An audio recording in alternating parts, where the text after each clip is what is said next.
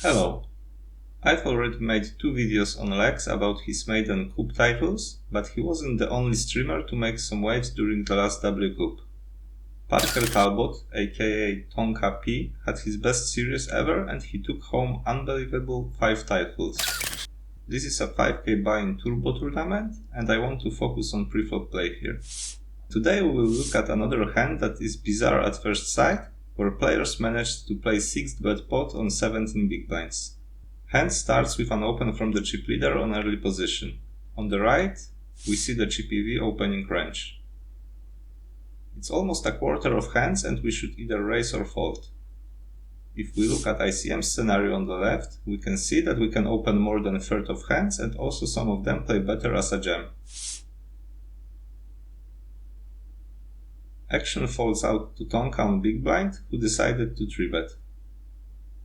In ChipEV, he should call more than 70% of hands, jam 10% with almost all pairs and best aces, and raise small only with pocket aces and few bluffs. Now let's see the ICM range. Instead of calling 70%, now he should fold 70% of hands. Percentage of 3-betting stays more or less the same, but now there is more raising small and less jamming. Pocket aces are always raising small. Now we have a crossroad in strategies, because in ChipEV there are no small 4-bets. Early position players should either jam, flat or fold. When we look at ICM, we can see that raising very small is better sizing in this scenario. There is not much more room to play, so the solver isn't calling too much out of position. He wants to mostly jam or fold. But there is one hand that benefits from clicking it back, and the GTO suggests to 5-bet with pocket aces all of the time. We have to remember that we should have few offsuit aces to balance them, and that is the hardest part of this strategy to get right.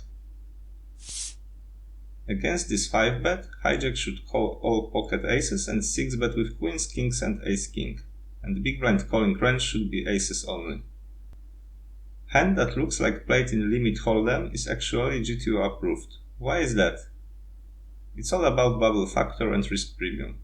In the ChipEV scenario, when we put 2/3 of our stack, we're committed to the pot, so we might as well just go all in. But when chip's value change because of ICM, we can 5-bet our a6 off for 2/3 of our stack and still fold it to a jam. What is also crazy in that hand, after this 5-bet, if there would be no bluffs in big blind's range, the early position player should fold his kings. Next hands are less complex, but it's even more important to play more common spots correctly. Here we have effective jam from cutoff. In the previous hand, open raiser expanded his range because of ICM, and here we see that he should be tighter than in ChipEV. In both scenarios, pocket 5s prefer to go all in. But it's not the same for the caller. Queen 10 suited is a hand that is an easy call in ChipEV and an easy fold in ICM. Our calling range here should be 2 times tighter than without ICM. Cutoff raises with small sizing and it's the best play with 10s in both scenarios. It's on the bottom of the raise calling range. TonkaaaaP on the button doesn't have an easy decision here. If we look at ChipEV range, we see that he should continue with around 15% of hands and ace-9 suited is almost pure jam here. When we factor in ICM, we want to continue with less than 10% of hands and ace-9 suited becomes pure fold. It's also worth to notice that there are almost no jams and calls in ICM here. There is still one player behind that covers us and we have to respect that. Another hand isn't very eventful because it ends up as a fold preflop. But again, it shows Parker's ICM awareness. In ChipEV, ace-deuce off is either jamming or raising, but in this ICM scenario, it should be pure fold.